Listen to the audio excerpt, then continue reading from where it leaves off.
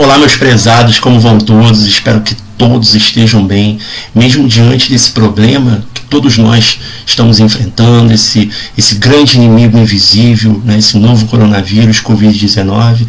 Mas estou muito confiante de que muito em breve todos nós estaremos de volta ao nosso convívio social, né? Estaremos sem a necessidade da continuidade, da permanência desse isolamento, né?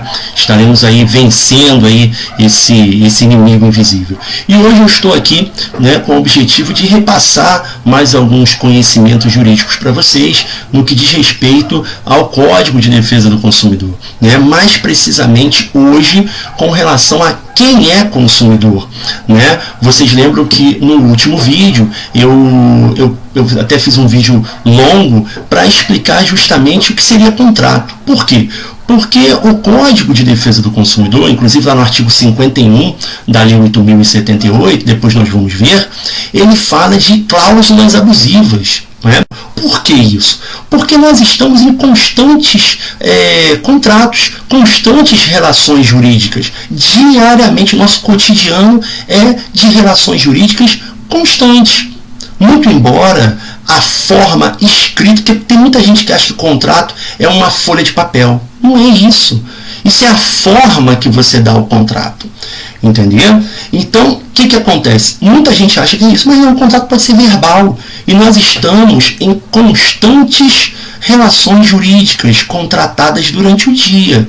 Você vai pegar um ônibus, isso é um contrato de transporte. Você vai comprar um sorvete, isso é um contrato de compra e venda. Você liga o interruptor, né, aperta lá o botão do interruptor na sua casa para ter o fornecimento de energia elétrica, isso é uma prestação de serviço, isso é um contrato, certo? Então, nós estamos em constante relação de consumo. A cama que você dorme é um produto, não é? Então, nós estamos diariamente em constante relação de consumo. Então, nós precisamos saber quem é consumidor. Por isso que naquele primeiro vídeo eu tentei estabelecer o que seria contrato, né? Não sei se vocês lembram que eu falei que contrato é um negócio jurídico, né? É uma espécie de ato jurídico lato sensu, né? O ato jurídico ele também é uma espécie de fato jurídico.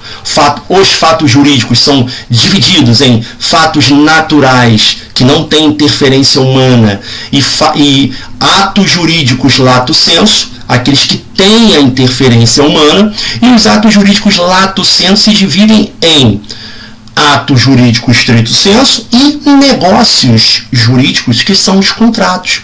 Né? Os contratos eles precisam de duas vontades, no mínimo, tá? Para se aperfeiçoar o contrato, para se celebrar um contrato. Então, os contratos onde nós temos a figura do consumidor e do fornecedor, nós temos um contrato de consumo e, portanto, poderemos nos valer da Lei 8.078, que é o Código de Defesa do Consumidor.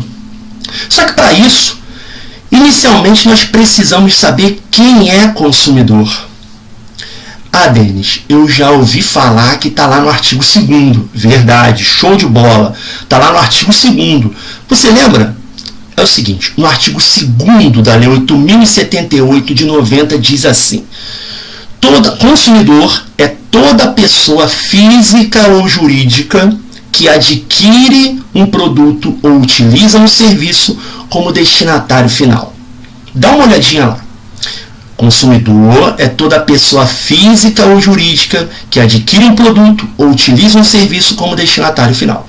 E aí nós temos um elemento subjetivo, consumidor e fornecedor. Temos um elemento objetivo, produto e serviço. E nós temos o elemento que mais dá trabalho para a doutrina e jurisprudência, para definir realmente e para que nós possamos entender quem é consumidor, é o elemento que diz destinatário final.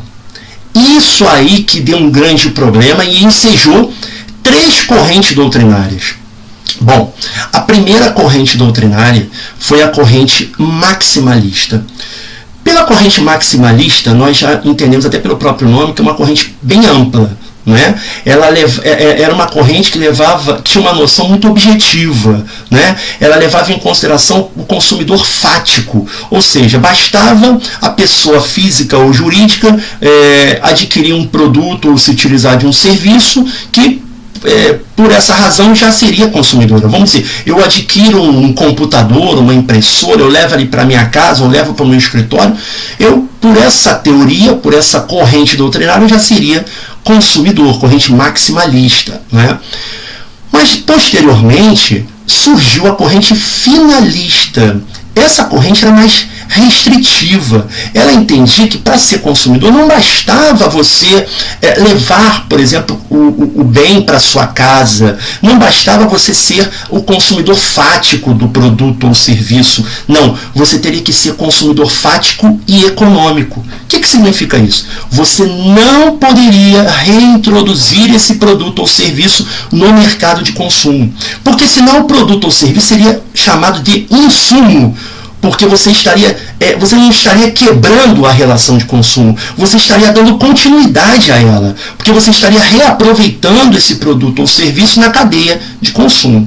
Então, eles levam a noção econômica, você efetivamente deveria retirar o produto do mercado de consumo. Então, se você leva, né, vamos imaginar aí um advogado, um contador, que pega justamente, né, a impressora, o computador e leva para o seu escritório, né, ele estaria nesse momento reintroduzindo esse produto no mercado de consumo. Por quê? Porque ele estaria se utilizando do produto que ele comprou, não como destinatário final, né? Segundo essa corrente, ele estaria reintroduzindo, reaproveitando esse produto. Ele não estaria realmente retirando esse produto da cadeia de consumo.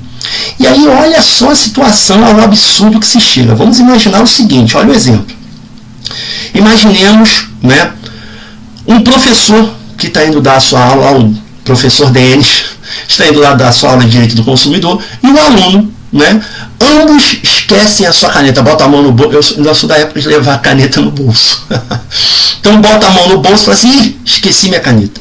E aí ambos até se encontram ali na papelaria comprando cada um a sua caneta, né?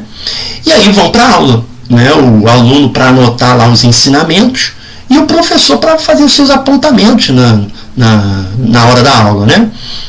Enfim, pela corrente maximalista, ambos seriam consumidores, correto? Ambos seriam consumidores, ambos adquiriram um produto, tá? Consumidores fáticos. Mas pela corrente finalista, não basta ser consumidor fático, tem que ser consumidor fático e econômico. O professor, nessa hipótese, estaria reaproveitando a caneta, reintroduzindo a caneta no mercado de consumo, na cadeia de consumo. Então ele não seria consumidor. Olha ao absurdo que nós chegaremos. Portanto, surgiu, né, foi construída uma nova teoria. E essa teoria, ela leva em consideração a vulnerabilidade do consumidor. Essa corrente doutrinária, ela leva, portanto, a noção de vulnerabilidade esculpida pela própria lei, lá no artigo 4º, inciso 1, que diz que o consumidor é vulnerável. O consumidor é a parte mais fraca da relação jurídica. Então, por essa razão, independentemente do consumidor se utilizar, ele comprar ele adquirir aquele produto, né, ele utilizar aquele serviço, reintroduzindo aquele produto ou serviço no mercado de consumo. Se ele for vulnerável, ele é consumidor. Então essa terceira corrente, inclusive corrente majoritária, né, justamente utilizada pelo STJ, pelo STF, essa é a corrente que hoje predomina, tá? Mas eu não poderia falar dessa corrente sem antes falar das outras duas, para que vocês pudessem entender o raciocínio jurídico que foi criado até nós chegarmos na corrente doutrinária, que hoje é pacífica, levando em consideração a vulnerabilidade do consumidor. Tá ok, gente? Hoje nós ficamos por aqui. Espero que vocês tenham gostado. No próximo encontro, na próxima aula, eu vou estar falando com vocês sobre quem é fornecedor, para depois nós passarmos aos direitos básicos do consumidor e depois da proteção contratual, das cláusulas abusivas, das práticas abusivas, tá ok? Mas hoje nós ficamos por aqui. Se você gostou do vídeo, dê o seu like, se inscreva no canal, repasse para os seus amigos, tá? E até a próxima!